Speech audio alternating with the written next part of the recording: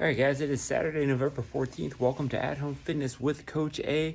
I am Coach A. This is the YouTube channel that aims to bring you guys in gym quality coaching and workouts for your at home or garage gym needs. Now, it is Saturday, as I said, November 14th, and we're looking at a nasty one for today. A couple ways to modify this, so I'm going to go through this quickly now, and then I'm going to spend a little bit more time on it as I'm doing it and as I'm going through the modifications. So let's get to it. Your workout for today is going to be 4 time. There are 4 different barbell movements, and there are pieces after those barbell movements.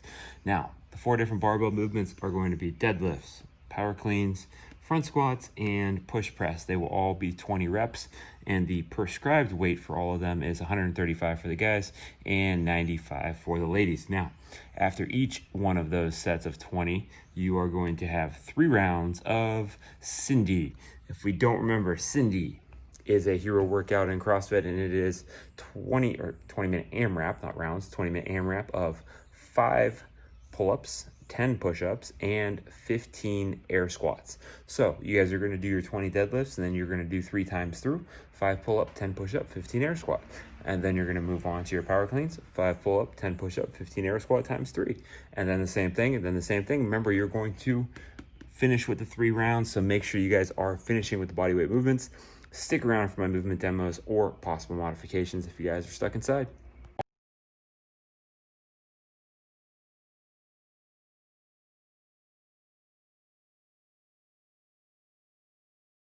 Oh, this is going to be a fun one, guys, but it's also kind of a complicated one, so stay with me on this for a minute.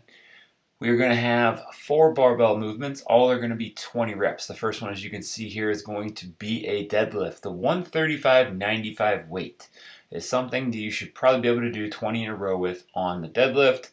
Probably have to break up a decent amount on the power cleans. Front squats, honestly, are going to be up to you. It's possible, maybe, maybe not. And then push press, same kind of thing. Now, every time we finish a set of 20 reps or a round of 20 reps, we're going to go into what is essentially 3 rounds of Cindy, and that is 5 pull-ups. As you can see, they can be kipping, 10 push-ups, and 15 air squats. So as I'm going through the air squats here, we're going to run through that 3 times, and that needs to be in the 5, 10, 15 order, as opposed to 15 total, 30 total, and 45 total. All right, so 20 deadlifts, 3 rounds of 5, 10, 15. Then we're going to hit 20 power cleans, 3 rounds of 5, 10, 15. Here we go with the power cleans, hit a couple. Make sure we are focused, by the way, guys, on the up and under. I don't want this to be a muscle clean because that is going to catch up to us elsewhere, specifically when we get to the front squats, if our lower back's in a lot of tension there. So give me at least a little bit of a punch down, at least what we're getting here with this super lightweight. Going through a few reps. And then obviously we're back into pull-ups, push-ups, air squats, times 3. And then we're on the bar again, like I said, for the front squats. Now, front squats, ideally we're picking one weight, guys, for the whole thing, and we're working through it with one weight. If you are somebody that has a compromised rack position in the front squat, you need to adjust it, or honestly adjust the weights you're using. Go to dumbbells or kettlebells or something along those lines. That's fine. Just be appropriate with the adjustment of the reps as well. 135 should not be an easy weight to run right through for front squats. And then same kind of thing here for the push press, dip, drive up and through with the hips into the shoulders. And finally, don't forget to finish with your 3 rounds of Cindy.